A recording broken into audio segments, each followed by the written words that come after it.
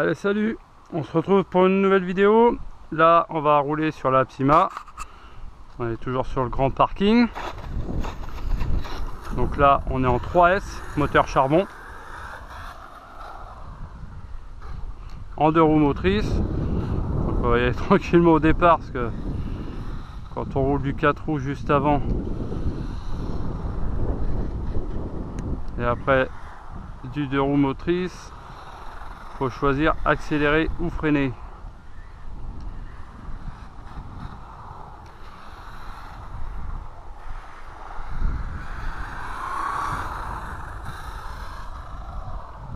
Donc là on a eu plusieurs problèmes sur la transmission avec cette voiture là. Ça ne tient pas, surtout en 3S. Ça c'est le défaut. Je devrais rouler en 2S avec, mais ça manque un peu de vitesse. Et j'ai pas de pignon plus gros que du 13 en 32 dp. Donc il faut que j'achète ça. Ça va pouvoir continuer à rouler en 2S avec. C'est la transmission amorphe. Alors là j'ai bricolé à l'intérieur. Il y a 3 engrenages en fait, en 2 roues motrices généralement. On a la couronne, et à l'opposé de la couronne on commence par un petit pignon, puis celui-ci est en plastique, et là j'ai réussi à mettre un pignon de 13 en fait. 13 ans, c'est du 32 dp, donc j'ai pris un pignon moteur que j'ai inséré à l'intérieur, donc il tient plus avec un petit axe sur l'axe comme c'est d'origine, mais avec une vis BTR, comme au bout d'un moteur en fait. Et comme ça, c'est tout le temps celui-ci là qui se bouffait à l'intérieur. Normal, c'est le premier qui va entraîner tout le reste des pignons pour arriver jusqu'au diff. Donc là je l'ai mis en pignon métal, et ma foi ça fait plutôt bien pour l'instant. Je dis bien pour l'instant parce que il y a toujours quelque chose.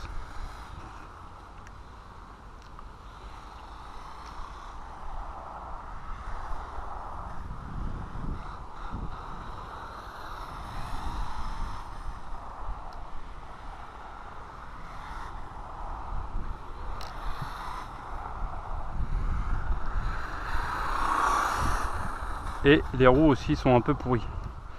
C'est des vieilles roues que j'ai recollées. Du coup elle tremble un petit peu, mais bon. À la limite c'est pas trop méchant. Donc il va falloir aussi investir dans les roues. Donc là je vais pas m'embêter, je vais prendre des roues sur rallye. Pour une voiture comme ça, il n'y a pas besoin d'avoir des roues très performantes.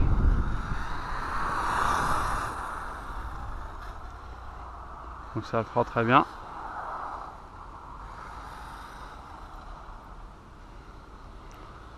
Pareil, j'ai la ECX, comme vous avez pu voir. Elle, pareil, transmission. Le premier pignon, pareil, idem, qui a pété. Donc en fait, c'est que les dents sont complètement bouffées. Parce qu'on a le premier pignon, comme je vous disais. Après, on a un pignon intermédiaire, et après, on a le différentiel. Et le pignon intermédiaire est en alu, je pense que c'est de l'alu. Donc du coup le premier pignon d'entraînement sur la cascade là derrière, c'est lui qui a morflé en fait. Donc c'était le pignon d'origine, la transmission. Donc là j'ai racheté ça. J'ai tout racheté plastique, et puis je vais la repasser en charbon celle-ci. Parce que là c'est vrai que j'ai un 3670 derrière.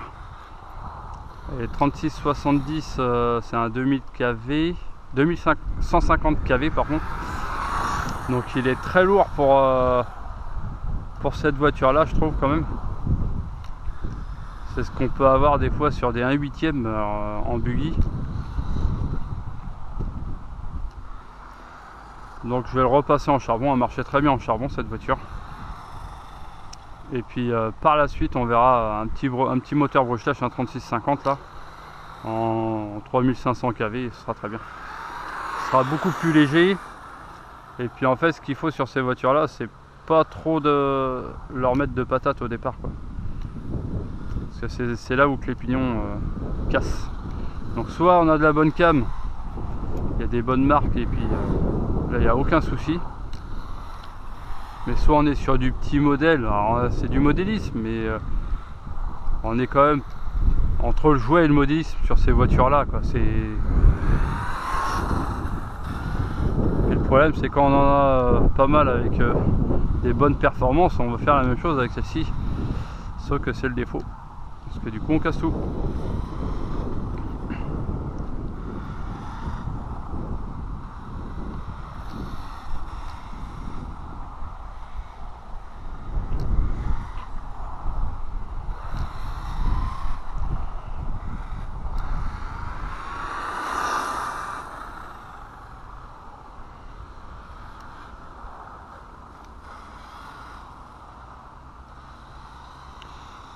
Mais sinon là, elle marche pas trop mal, hein, 3S. Hein.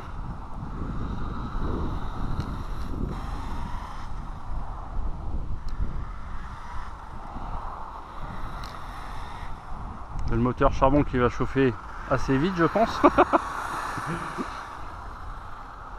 On va faire encore 2-3 tours et puis je crois que on va le laisser refroidir.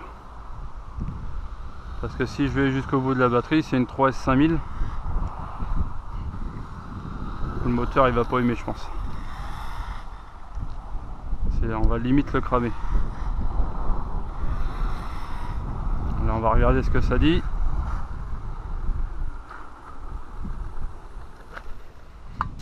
Allez, voyons voir. Oula, je sens la chaleur jusque là. Eh ben si, il est chaud quand même, mais je pensais qu'il aurait été beaucoup plus chaud que ça. Alors est-ce qu'il est ventilé ce moteur là que j'avais mis dedans? Ouais, il y a une petite ailette dedans, donc ça doit l'aider. C'est un 15 tours et puis j'avais remis un petit refroidisseur en plus, tout en laissant les trous quoi. Ça aide un peu. Vous voyez, contrôleur charbon qui prend 2-3S celui-ci, ou 5-9 cellules NIMH. Et c'est un combien celui-ci? 10-40 brochettes. Alors je pense que ça va être un 40 ampères. Lui commence à chauffer aussi un peu. Mais bon, on va pouvoir rouler encore un peu.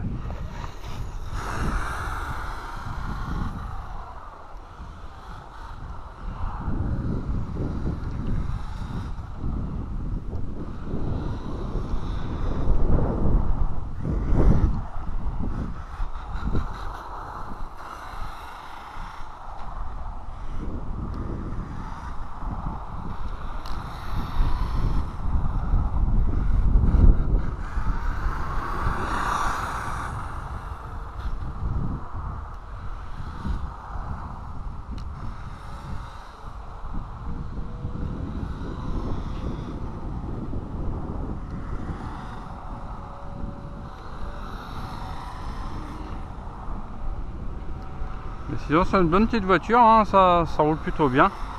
C'est fragile, mais si on roule sur parking comme ça là, franchement, aucun problème là-dessus.